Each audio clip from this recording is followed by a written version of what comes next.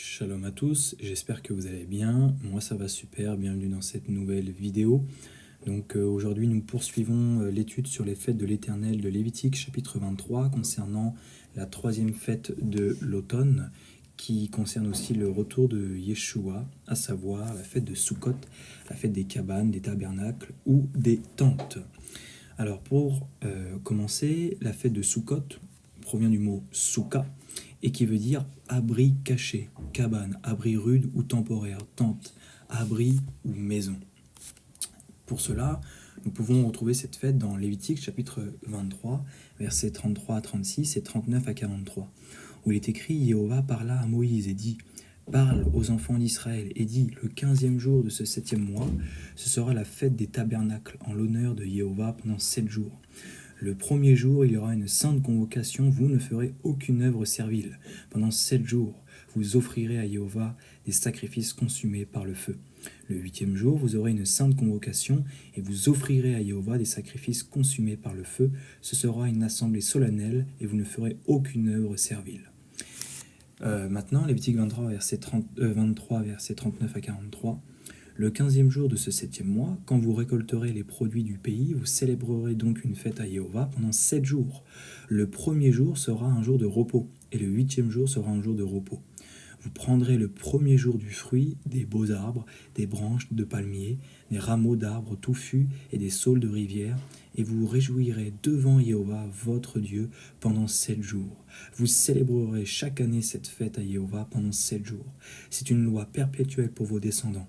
Vous la célébrerez le 7e mois, vous demeurerez pendant 7 jours sous des tentes. Tous les indigènes en Israël demeureront sous des tentes, afin que vos descendants sachent que j'ai fait habiter sous des tentes les enfants d'Israël, après les avoir fait sortir du pays d'Égypte. Je suis Jéhovah, votre Dieu. Alors, maintenant, une petite explication. La fête dure 7 jours. Le premier jour est un jour chômé, où on ne travaille pas. Les Hébreux ou les Israélites vivaient dans des cabanes, tous ensemble, sans différence, au désert à la sortie de l'Égypte. Les riches comme les pauvres avaient les mêmes cabanes. Les riches devaient fournir la nourriture aux plus pauvres, si cela ne pouvait pas profiter de la réjouissance. Le but de cette fête est de se rappeler de la manière dont vivaient les Hébreux dans le désert. C'est donc un temps de festivité. Maintenant, une autre explication ou question à se poser, c'est quel est le lien avec Yeshua? C'est surtout ça qui nous intéresse. Eh bien, dans Zacharie 14, on va annoncer le millénium, où on explique que après que l'Éternel posera ses pieds sur le mont des Oliviers pour combattre les nations qui s'attaqueront à Jérusalem et le peuple juif, à Yom Kippourim, comme nous l'avions vu précédemment, il est dit que des nations survivantes de ce combat, si elles ne montent pas à Jérusalem chaque année à la fête de Sukkot pour se prosterner devant l'Éternel des armées et devant le roi, et qui est le roi des rois, Yeshua, eh bien la pluie ne tombera pas sur elles. Et pour cela, nous pouvons le lire dans Zacharie 14, versets 16 à 19. Tous ceux qui resteront de toutes les nations venues contre Jérusalem monteront chaque année pour se prosterner devant le roi, Jéhovah des armées, et pour célébrer la fête des tabernacles. S'il y a des familles de la terre qui ne montent pas à Jérusalem pour se prosterner devant le roi Jéhovah des armées, la pluie ne tombera pas sur elles. Si la famille d'Égypte ne monte pas, si elle ne vient pas, la pluie ne tombera pas sur elle. Elle sera frappée de la plaie dont Jéhovah frappera les nations qui ne monteront pas pour célébrer la fête des tabernacles ou des tentes ou des cabanes. Ce sera le châtiment de l'Égypte, le châtiment de toutes les nations qui ne monteront pas pour célébrer la fête des tabernacles. Par la suite, on y observe Apocalypse chapitre 19, verset 9.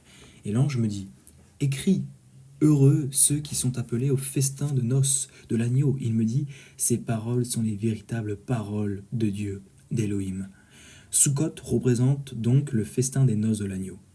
Et encore une fois, Apocalypse chapitre 20 verset 6, heureux et saints ceux qui ont part à la première résurrection. La seconde mort n'a point de pouvoir sur eux, mais ils seront sacrificateurs d'Élohim et de Mashiach, et ils régneront avec lui pendant 1000 ans. Donc si nous sommes l'épouse du Mashiach, alors nous serons tous réunis. Il n'y aura aucune distinction, et on sera tous égaux, exactement comme à Sukkot. Donc, une autre question se pose. Comment célébrer la fête de Sukkot? Eh bien, sonner du chauffard, car c'est une convocation solennelle, dormir dans des tentes pendant 7 jours, on les construit soit dehors, soit on les fait chez soi, ou dans son balcon, être en communion fraternelle et ne pas travailler le premier jour de la fête, partager un bon repas ensemble avec la communauté, lire les passages qui correspondent à cette fête et enfin louer le Seigneur, Adonai. Donc, petit rappel, parce qu'il y a beaucoup de choses qui ont été dites, Sukkot est une convocation solennelle. Elle dure 7 jours. Le premier jour de la fête est un jour chômé, où on sonne du chauffard. On dort dans des tentes pendant 7 jours pour se rappeler comment les Hébreux et les Israélites ont vécu dans le désert. Et enfin, elle prophétise le millénium et les noces de l'agneau. Donc, je vous laisse avec quelques références bibliques pour pouvoir étudier au mieux cette fête. Shalom et à bientôt, si Dieu le permet.